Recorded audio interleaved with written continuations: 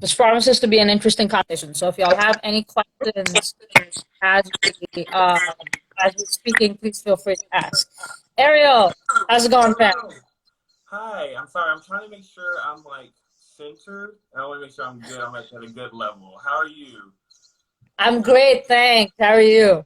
I'm doing good. I'm doing good. I'm not gonna lie. I'm pretty nervous because I know like Community Tampa Bay does great work, and I just want to make sure like I live up to it. You know. You're gonna be fantastic. Just having you here, hearing your perspective means everything. So please, I know you're nervous, and I fully acknowledge that. But everybody here who is also here to listen to you is here to support you as well. I Awesome. assure you. Well, Thank thank you. you so much for being here for starters. Ariel and I first met just for some introductions, some casual introductions to folks to know how we met, and then I will ask you to introduce yourself as well. Yeah. Yeah. Um, First of all, you can hear me fine? I can hear you. Yes. Okay, great. So at any given point in time, if we have like connectivity issues or anything like that, and one of us freezes, you know, or something like that happens, we'll just X out and come right back in. Let Okay? me come. Yeah. Let me put my phone on Do Not Disturb. That way, like nothing should come to my phone. So let me. I'm already on Do Not Disturb, so I should be good. Excellent. Fantastic. Okay, so Ariel and I first met at a conference at USF St. Pete. Correct me if I'm wrong, man. That's right. Conference at USF St. Pete on February 1st. That date just popped up into my head. Yep, on February 1st. I was speaking at USF St. Pete, and we connected after the fact and then connected on social media, so on and so forth. And so, Ariel, tell us a little bit about who you are. Yes, hello everyone. My name is Ariel Hall Jr. I currently go to the University of South Florida. I just actually completed my first year as a grad student, and I'm going into my second year in August, so I'm really excited about that. I am the graduate assistant on the St. Pete campus. I work with the Office of Leadership and Student Organization, so when I return in August, I'll be returning back to that position. So yeah, I'm really excited to be here right now. Thank you for having me. Amazing. So one of the reasons that I asked you to come speak with us today is because I saw your post on Facebook about an incident that had taken place with you, right? That coupled with knowing that you are, in fact, a student leader um, and a black man, right?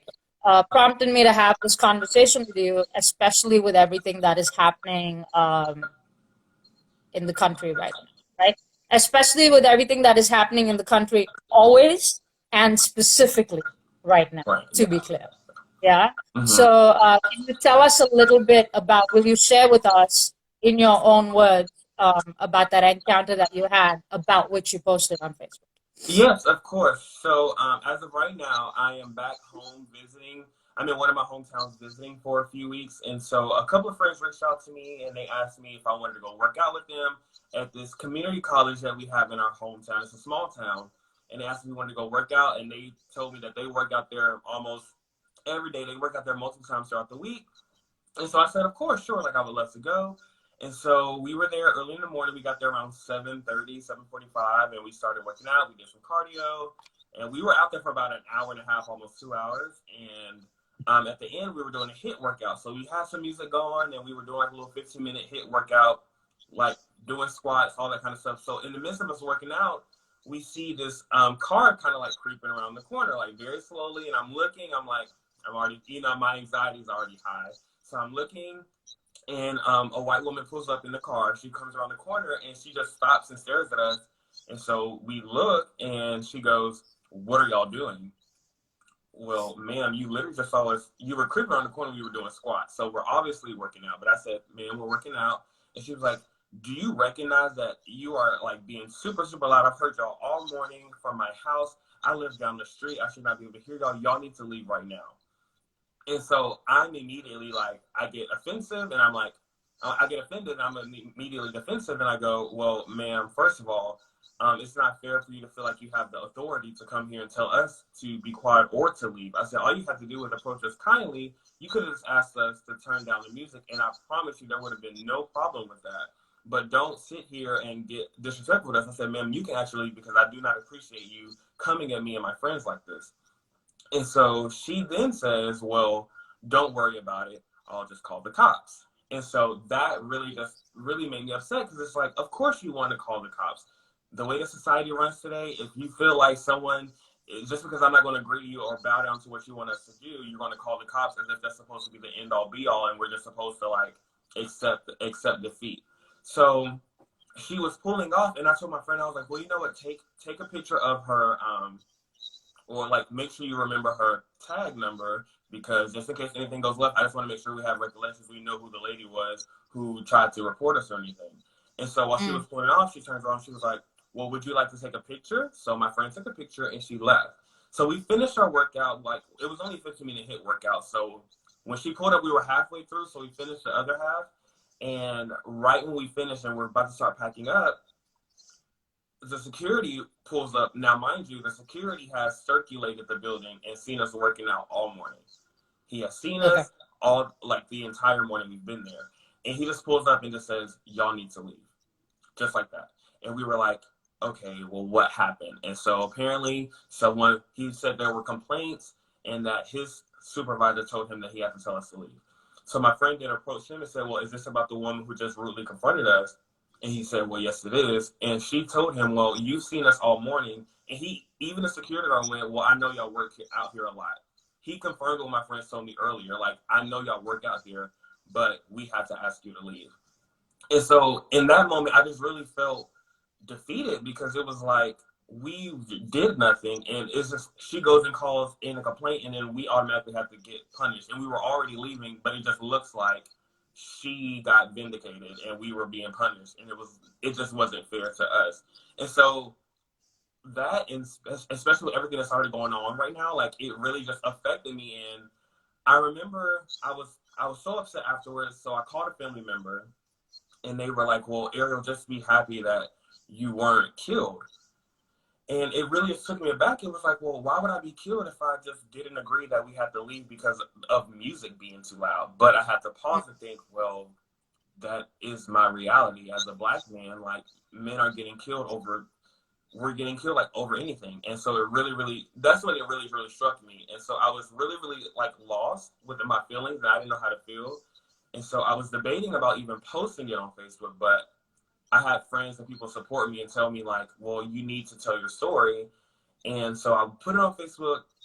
I didn't expect to get the outreach and the support that I got. I was actually very, very nervous. I even thought about deleting it like 30 minutes after posting it. But to see the support that I received from it, it means a lot. But that's like the whole process. That's the whole story. So that's where we are now. That's how we got here today. Right, exactly. What kinds of support? You referenced that you have received a lot of support based on your post, right? Yes. So I would say, like, comments, and people are sharing it, people are liking it, people are messaging me, seeing if I'm okay. There's been friends who I haven't seen in years, but they're reaching out and trying to make sure I'm doing okay. And that really meant a lot. I've had family members share things, call in, and make sure I'm okay. And then to have you reach out and even present this platform for me, that's like another big version of support for me, because so I'm in the student affairs program at USF, and before I joined this program, I told myself that I'm joining this program to be an advocate for Black men, to be an advocate for gay men, and to be an advocate for gay Black men. And so to be able to have this opportunity to speak off of my race, like, it really means a lot. So it's been support and outpour of love, and I've really appreciated it. That's incredible. Horrible incident, obviously, but I'm glad to hear that, you sharing it, you having the courage to share it, has elicited such a response, right? I mean, couple of obvious questions, because I think, like, we have to talk about the fundamentals before we move into anything more nuanced, right? Mm-hmm. Why do you think she felt it was okay to do what she did? I think society has laid it out to where, I don't know, I think Black people are perceived as troublesome, and, like, definitely, like, we're labeled as threats, we're labeled as a lot of things. But I think she believed that she had the authority just because she felt like because I don't know if it was because she was older or what, but she felt like she could come and tell 3 Black people just to leave a premises of a public campus that she has no part in. You just live close to it. So I think she just felt entitled to that just because of the way society has laid out how to approach Black people, in my opinion. So it's not just about the stereotype or this presumption that Black people are troublesome, like you said, right? But also this idea that as an older white person, I have the authority. I don't have the authority, and yet I have the authority. Exactly. Like, you feel that you have the authority. You feel like you have that power to just come and demand what you want from us. And I feel like that's something that society has laid out. Yeah. Right.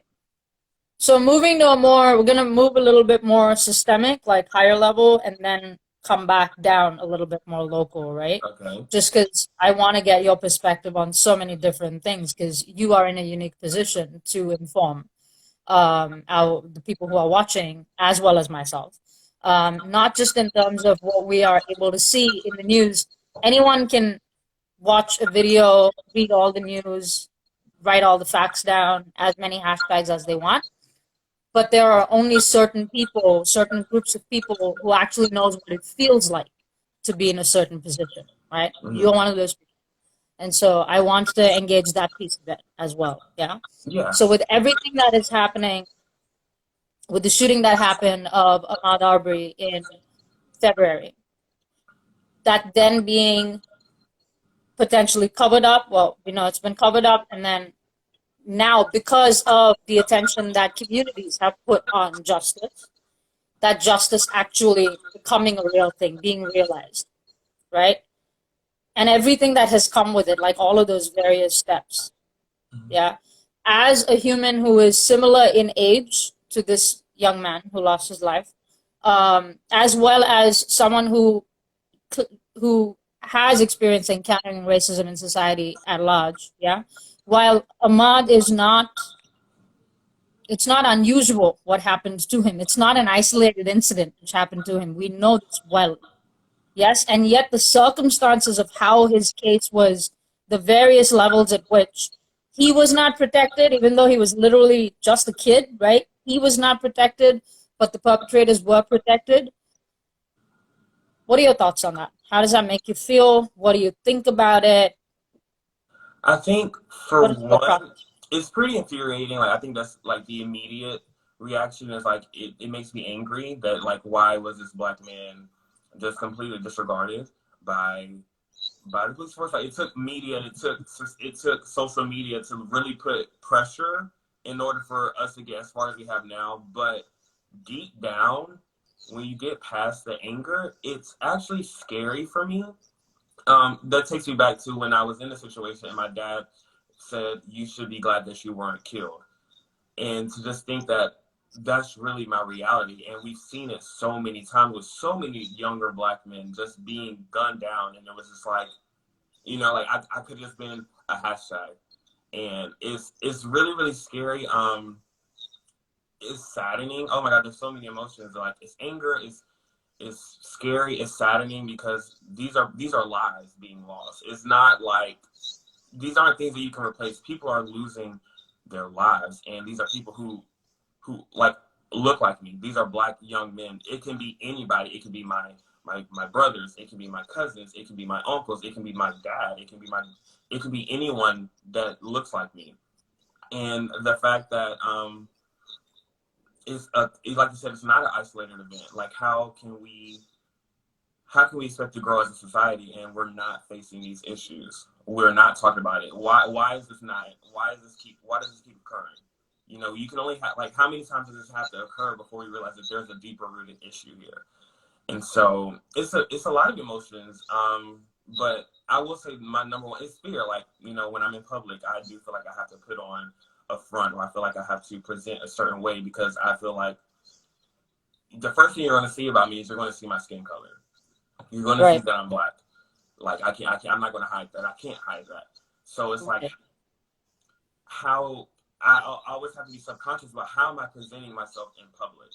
Like, even sometimes, like I'm wearing a hat right now, but sometimes when I'm wearing like one of my do-rags to like help my hair, I get nervous about wearing that because I don't want to be labeled as a thug, or I don't want to be labeled as a criminal, or if I want to just go out and go to the store down the street, I'll have on a tank top and I get nervous. I'm like, oh my gosh, am I presenting as this criminal? Am I presenting as this thug? And that's not. I shouldn't have to feel like I need to guard how I dress to go out in public. I feel like that's not fair. But because of society and because of reoccurring events in society, that is how I feel, and that is how I think I have to present myself. So it's a mixture of emotions. Right. Because typically, even for, like gay men, queer men, queer humans in general, we already get so, we're already so judged by how we perform our identity, right? How we present ourselves, like you said. Wearing a tank top, wearing shorts for men, shorts that are too tight. For women, jeans that are too baggy. Like as queer individuals, it's such a different level of construct for us. So many other labels that are created for us. And then in addition to that, being a black man, having your skin color, I'm trying to connect the dots, having your skin color associated with your clothing associated with criminal activity. The level to which that makes absolutely no sense, and yet is such a precursor for how people do interact with you. Yes. That in itself is so violent, right? Yeah. It's a lot. I think about too. So I'm really grateful for my time at USF in these graduate school classes that I'm taking, because we've learned a lot about microaggressions, and I never really understood it when I was growing up, right? Like, if you would have asked me in high school if I've ever dealt with deliberate racism, I probably would have said no, just because I'm not there's a lot of things that come with it that you don't even recognize because it's so ingrained in society. Growing up as a black man, I remember I used to work in a restaurant, and a white man was approaching me. He would like grill me with questions. He would be like, "Where are you from? Were you raised by your grandparents? Were you raised by your mom? Is your dad in your life?" And those type of questions, I got so used to hearing it. It was like, oh, I mean, he's just asking me questions, but he's literally throwing stereotypes at me because I'm not matching what his identity or what his image of a black man is. I've been told that, oh, you're so different from everybody. You're different. I've literally been told you're different from the others. You can't put black people in this box and just assume that that's how we all are. You can't do that. We all have different identities. We all have different experiences. We all have different expressions. So just small things like microaggressions growing up, like you look back and it's like, wow, I've really dealt with a lot. Teachers assuming that I'm not in AP classes. They would assume I'm in the standardized class. Like, why? You don't know what classes I've taken by looking at me. So certain things along those lines, it really does. When you think about it in retrospect, it really does come back and it's like, wow, I really have been dealing with racism my entire life, just because. And what's scary is I didn't even recognize it until this past year, because when you aren't aware, and like when people aren't calling out to you like, hey, that was racist, it's so ingrained, you believe that it's normal. So it really is. It's sort of tricky, like trying to explain this to other people, especially when you want to explain this to other identities who don't have your identity. Like I can't. When I try to explain it to my white male friends, they're not going to understand it because they're not living in my life. So it's right. It's there's so much. It's really wild. Yeah. No, I completely understand what you're saying. When I first came to the US and people would say, "Oh my God, you're not from here. Your English is so good." I would take it as such a compliment. But the actual truth of it is that is highly offensive, because a lot of my peers, a lot of my Indian peers, right? All of us speak English really well. We're colonized for 200 years. But also then now I have to protect colonialism by defending the fact that we were colonized for 200 years, So it's like this catch-22 situation. Totally feel you on that. Yeah, it's like I feel you on the catch-22. It's a cycle that it's like, how do we break the cycle? But how can you break a cycle that's been going on for hundreds of years? Yeah. So yeah. We've got some folks with comments saying that's so insidious, normalizing microaggressions. It was so easy. Jasmine, who's one of our volunteers, who's a Black woman, says it was so easy internalizing microaggressions, to internalize those small things growing up, and then you have to unpack all of it later in life, you know? Yeah, so my friend Raven commented and said, these are the type of conversations we need to have in schools and teach the next generation. I agree. Something that I recognize, and I say in my classes all the time, is that what I get irritated is that it took me to get to graduate school to have conversations that I feel like we need to be having in grade school. We need to be having, like, starting in elementary school. These are conversations that need to be had from the very beginning, because not everyone goes to graduate school. Not everyone's having these conversations. The only exposure people are getting is what they're seeing on TV, which can be manipulated in so many ways. So it's really, really sad. And I hate, that's one of the things I hate the most, is that I feel like I'm having great conversations in class, but that's 20 of us, where we should be having these conversations in elementary school where everyone goes, you know? So that's another thing that like, I feel like perpetuates the status quo that we have. It's like, well, everyone's not being educated, or everyone's not having these serious conversations. And when they're not being exposed to it, they don't know that it's happening, or they don't believe that it's happening. And that makes it even worse. And it continues this cycle every year. Right. Community Tampa Bay, we work with middle school and high school youth, right? And we have the opportunity very often to go into high school classrooms and middle school classrooms to conduct one-day conferences on topics around racism, sexism, homophobia, transphobia, xenophobia, Islamophobia, the works, right? Like across 10 aspects of social identity. And it's so interesting to see. Yes, I 100% agree with you. The earlier these conversations start, the better it is, which is why we do the work that we do, right? And so outside of Anytown, which is a high school youth program, a 5-day, 4-night program, the work that we do in schools too is so important, because no matter what level of success we have, at the end of it, our young humans have always said, we need more of this in our classes. We need more of this every single time.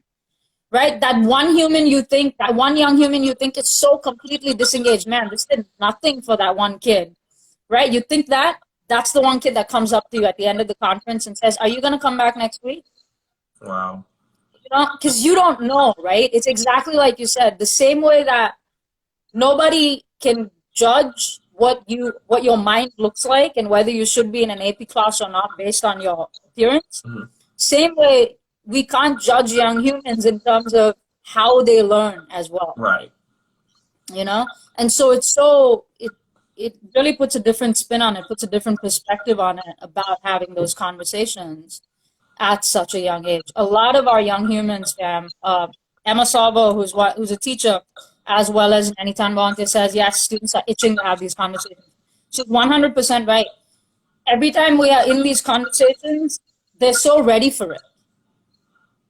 You know, they can't believe we're having these conversations. Yeah, I think that says a lot. That's really, really exciting, because I do think the longer we go and, like, more new generations come along, like, things are changing. And I'm not saying, like, we are, like, I believe that things are constantly changing. I think that's amazing, that of the work that you do, and to hear that these are students who are hungry for more conversations. I think that's very, very important. It's already making great strides, because when I think back to when I was in elementary school, I can't tell you of a community Tampa Bay coming into our classrooms and having these conversations. Like, that's not something I had, like I said, until last year. So the fact that you are infiltrating these young minds is so important, because when they grow up and then they become future influencers and future leaders of the world, like, they have that mentality, they have a different mentality. So I think that's very, very important. I think that's very awesome that community Tampa Bay does that.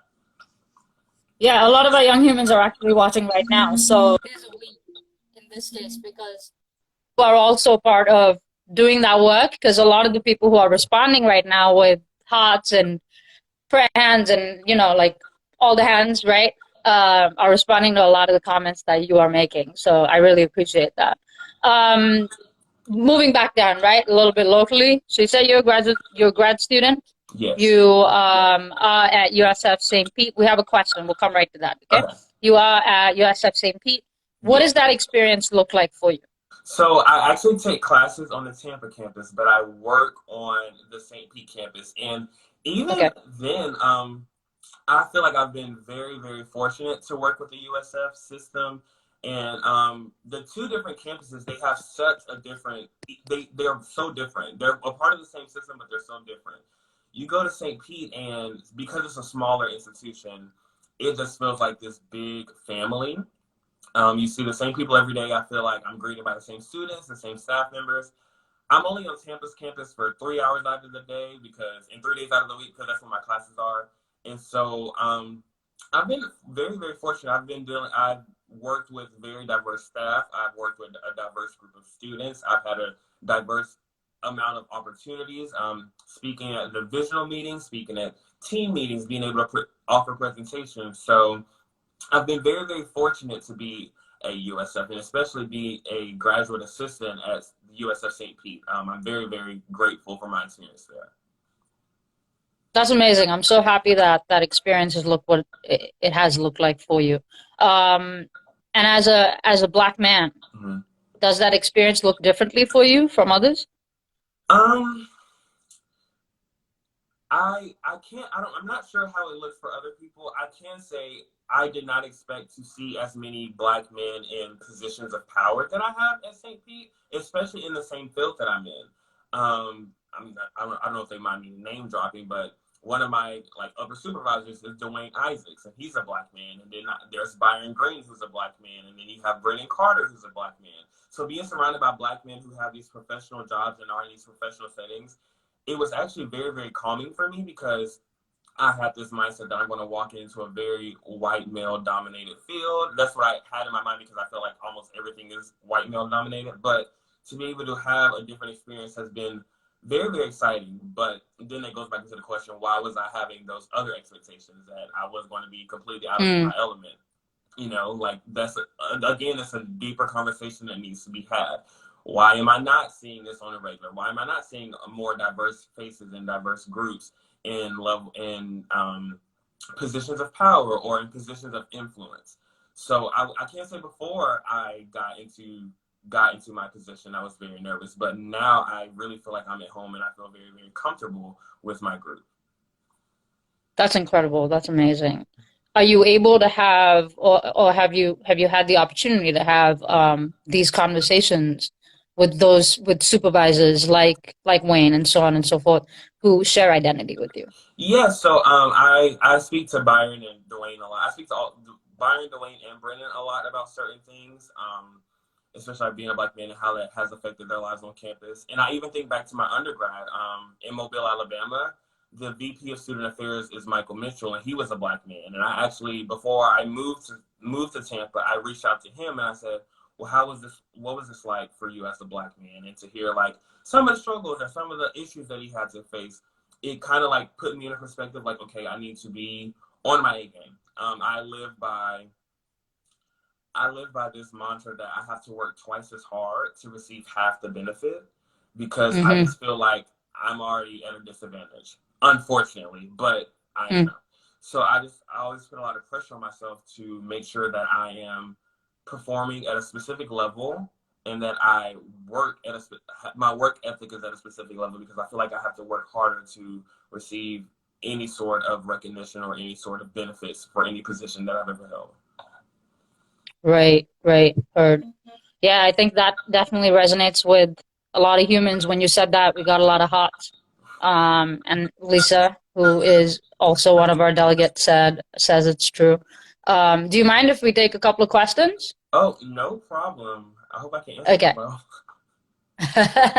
Okay, so y'all folks, if you have any questions, you can go ahead and post them in the comments. I am of course going to give Ariel the opportunity to consent or not consent to answering any questions as he sees fit.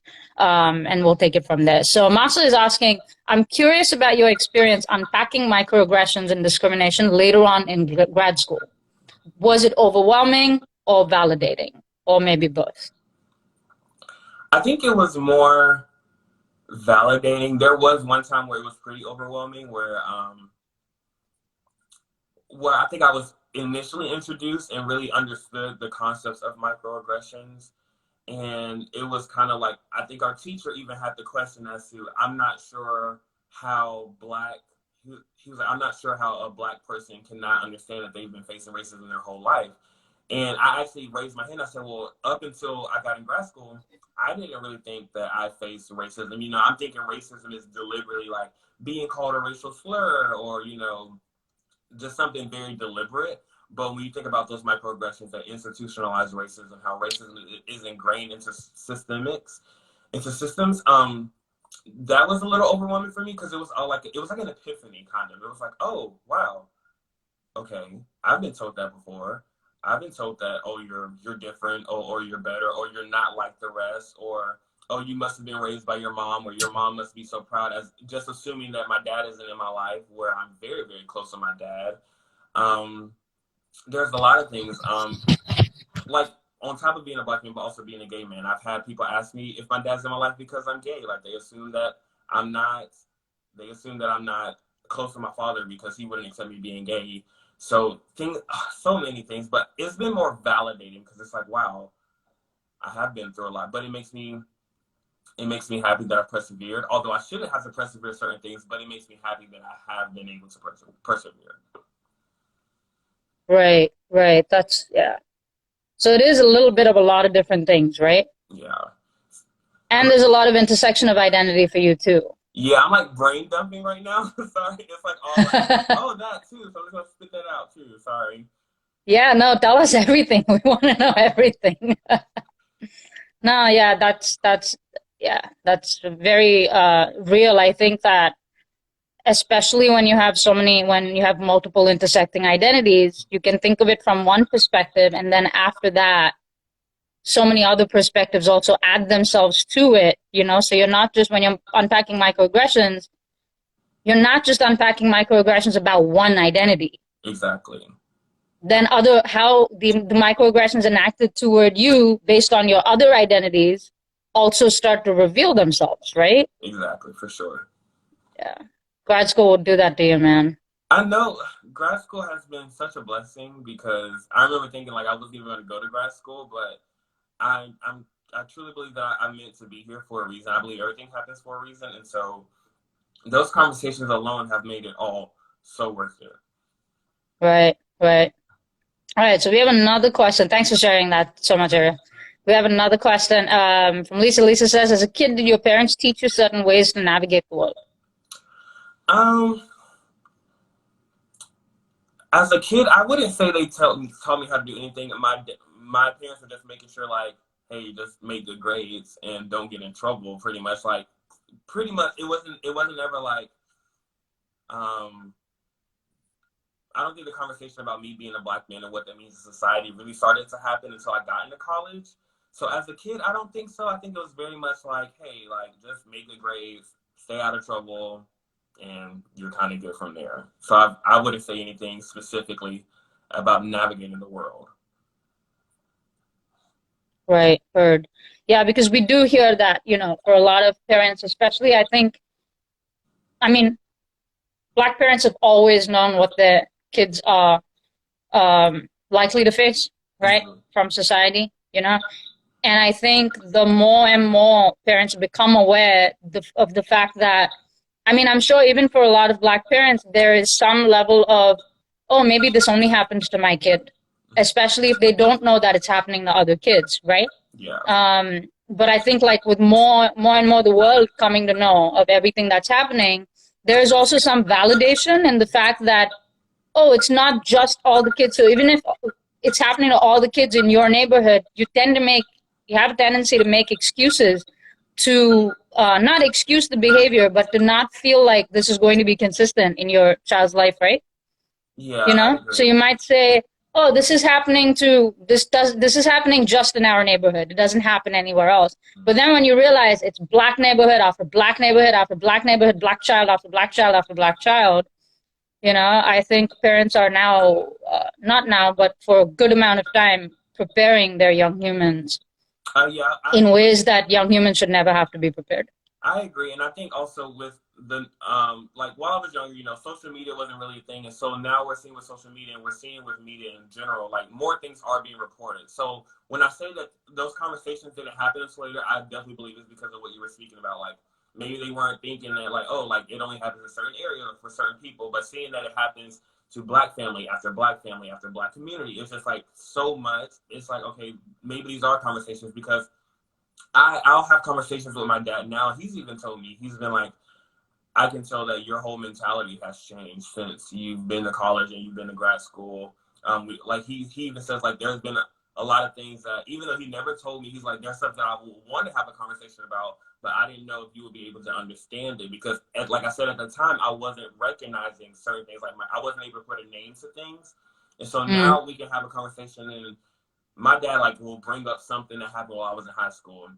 And he's like, I remember you mentioned this, but I didn't really know how to approach that, because it was like, this is actually a microaggression, or this is something else. And so now I'm having those conversations, but as a kid, not so much. But now I am. And I think it's because, like you said, my mom and my dad potentially knew like what I would face.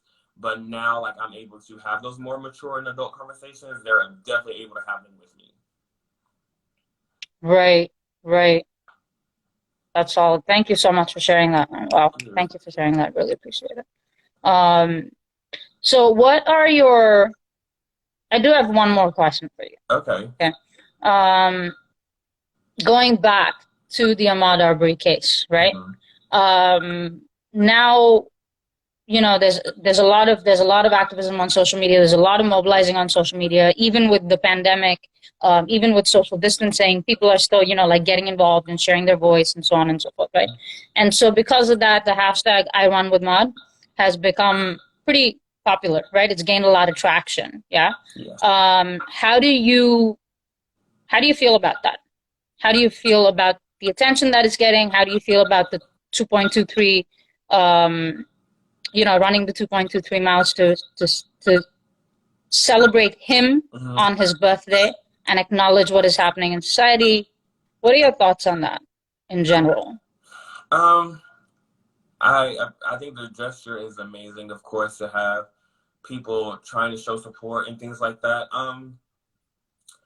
I do think that there needs to be more, though. Like, but how much can we do? I think we're doing like the most that we can. But I think, like I said, the problem isn't ground level. It's not just going on jogs and hashtagging. It's looking at who we have in positions of power. Who are we having in, like, when we talk about politics, which is another conversation that I'm not prepared for. But when we look at people in positions of power, we're looking at people who have influence. Like, we need to start going deeper and being like, okay, well, why did this even occur, right? Like, why is it taking, like, the people, it's so much more than just, let's do a hashtag and let's run.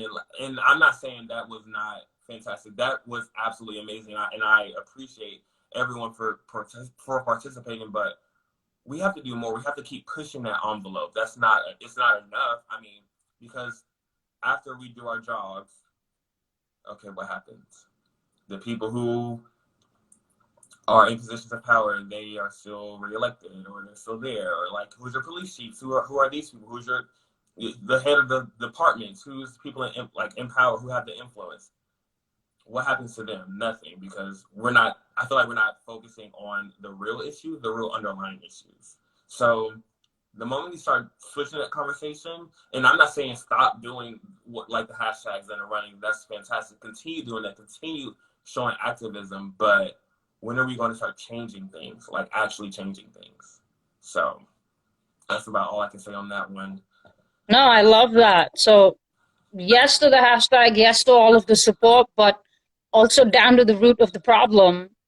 Where is this coming from? How can we prevent this from happening? How do we put people in positions of power that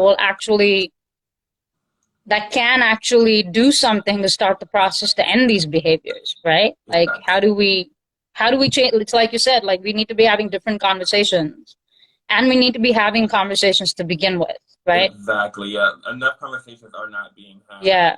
So, and I feel like a lot of people get nervous about those conversations because they don't want to seem wrong or anything. But at the end of the day, we have to learn, we have to grow, we have to develop. So we need those conversations to be had.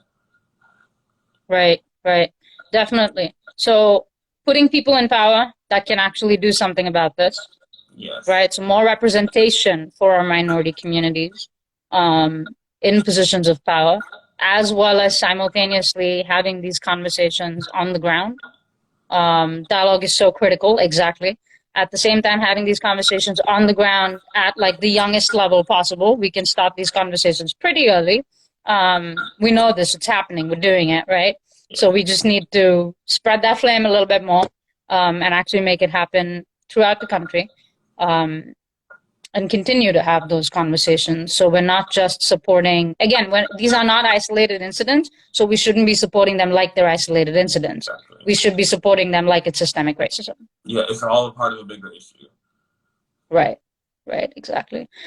Ariel, what would be some advice that you would have for all the folks who are watching, especially as a student leader for, other students, high school humans who are here, parents who are here, teachers who are here? What would be some things that you would want to say to them as a Black man who is engaging in this work? Oh, wow. I would first say start having these conversations and start talking to your parents, start talking to your grandparents, start talking to people who may not see eye to eye with you, because you can actually learn and grow and educate yourself and educate other people a lot. So I would first start by saying have a dialogue and look at your own implicit biases. Like look at yourself. Like are you clutching your pearls, or are you holding your bag when you're walking by someone Black in a do-rag, or are you nervous when you see a Black man in a mask at a store, even though we're all supposed to be wearing masks? Like, look at your own implicit biases, and not just for Black men; it's for anyone. And I mean, we may not be able to change the entire world by ourselves, but we can definitely change ourselves.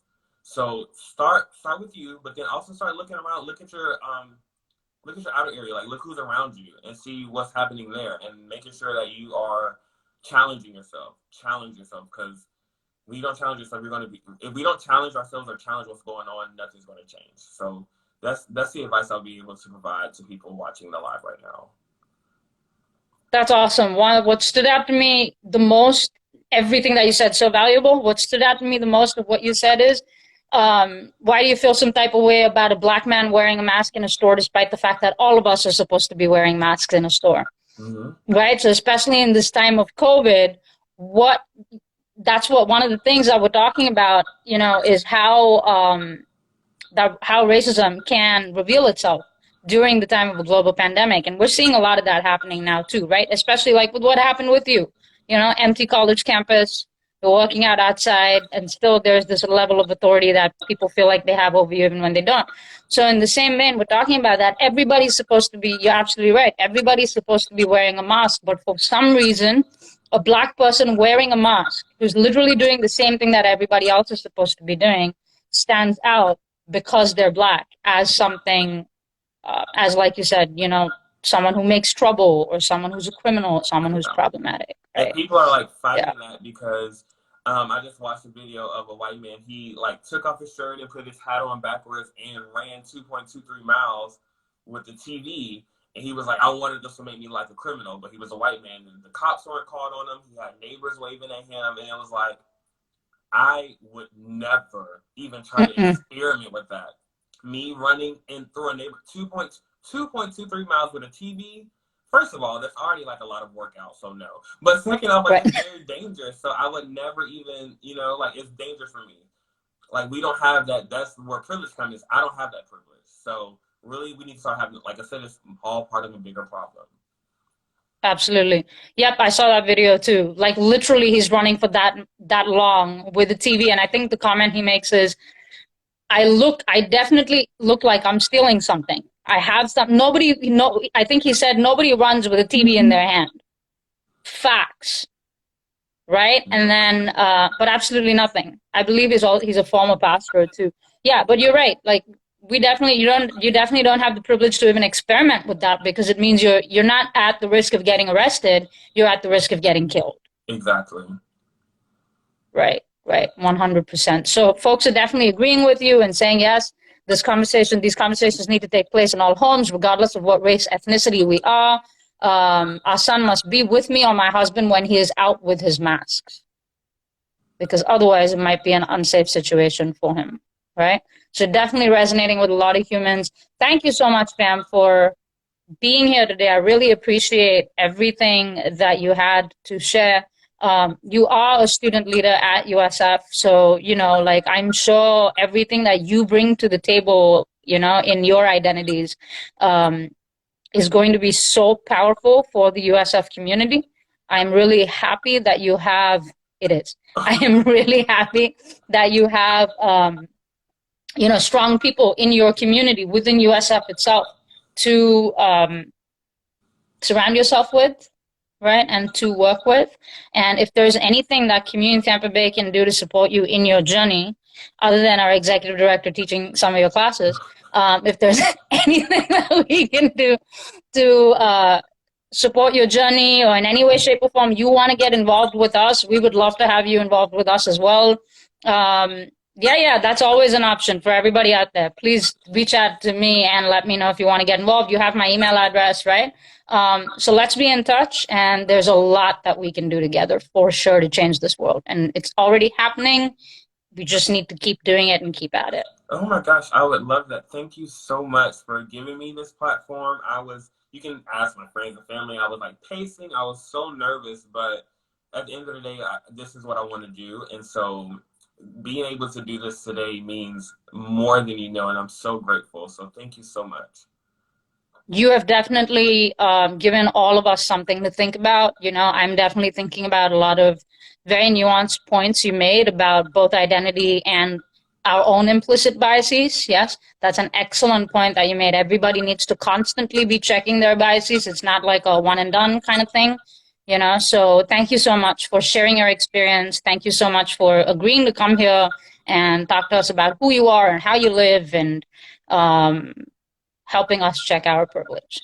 All right. Thank you so much for having me. All right. Well, thanks, fam. You have a wonderful day. All right. You too. All right. Take care. Thanks so much, folks, for joining us on this creating space. We greatly appreciate you being here. We greatly appreciate all of the questions and all of the love and support that you've given Ariel. He's a wonderful human being. I'm fairly confident I'm going to rope him into doing some work with us at Community Tampa Bay. I'm very excited for everything that he brings to the table, especially at the USF campus. So thank you all so much for being here.